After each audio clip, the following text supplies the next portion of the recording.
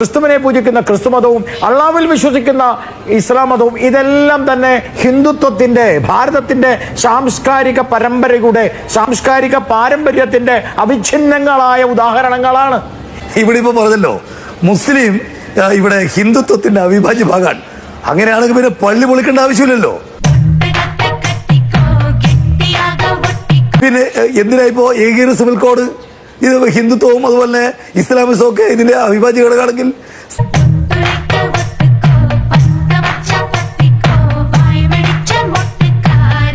സകല ചരാചരങ്ങളിലും ദൈവമുണ്ട് എന്ന് വിശ്വസിക്കുന്നതാണല്ലോ ഹിന്ദു ആശയം.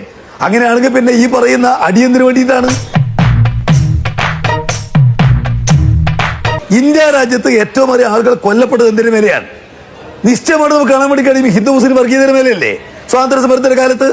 എന്നിട്ട് ഇതെല്ലാം സനാതനമാണ്, സനാതന ആയിട്ടാണോ ഈ ആളുകളെ കൊല്ലുന്നത്? ഇപ്പൊ പശുവിന്റെ മാംസവുമായി ബന്ധപ്പെട്ടുകൊണ്ട് ആളുകളെ കൊല്ലുന്നു. ഈ പറയുന്നതെല്ലാം ഹിന്ദുത്വത്തിന്റെ ഭാഗമാണെങ്കിൽ പിന്നെ അതിനു വേണ്ടി നിൽക്കേണ്ട കാര്യം എന്താ?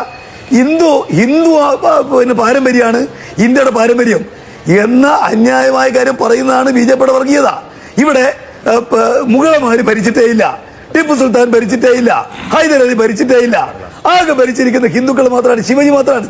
ഇതാണ് ഈ പിന്നെ വർഗീയത. ഈ വർഗീയതക്ക് വേണ്ടിയാണ് ഇവർ ശ്രമിക്കുന്നത്. ഇന്ത്യയിൽ ഭൂരിപക്ഷം ആളുകൾ ഹിന്ദുക്കളാണ്. ആ ഹിന്ദുവിൽ അവരുടെ മതവിശ്വാസത്തെ വർഗീയമായിട്ട് ഉപയോഗിച്ച് അതിനെ രാഷ്ട്രീയമായി വോട്ടാക്കി മാറ്റുക, ഇതാണ് ഇവർ ചെയ്തുകൊണ്ടിരിക്കുന്നത്. ലോകത്തെ എല്ലാ വർഗീയവാദികളും ചെയ്തിട്ടുള്ളത് അത് തന്നെയാണ്. അപ്പോ വർഗീയത ഉപയോഗിച്ചുകൊണ്ട് അധികാര കസേര നിർത്തുമ്പോ സ്വാതന്ത്ര്യ സമരത്തിൽ പങ്കെടുത്തു പറഞ്ഞല്ലോ. ഞാൻ ചോദിക്കട്ടെ, ഒരൊറ്റ RSSകാരന്റെ, അത് ജനസംഘമില്ല, ഒറ്റ RSSകാരന്റെ പേര് പറയട്ടെ.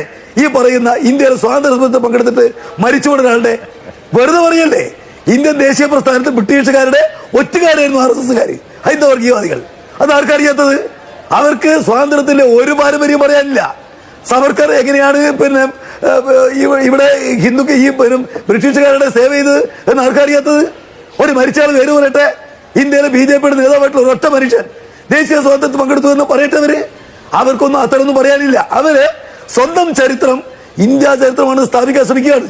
ഹിന്ദു വർഗീയവാദം ഇന്ത്യയുടെ പാരമ്പര്യമാണ് സ്ഥാപിക്കാൻ ശ്രമിക്കുകയാണ്.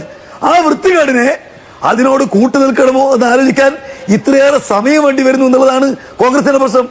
ഈ ലോകത്ത് ഏതൊരു മതവും എന്റേത് മാത്രമാണ് ശരി, മറ്റെല്ലാം തെറ്റാണെന്ന് പറയുന്നതിനാണ് വർഗീയത എന്ന് ലോകത്ത് വിളിക്കുന്നത്.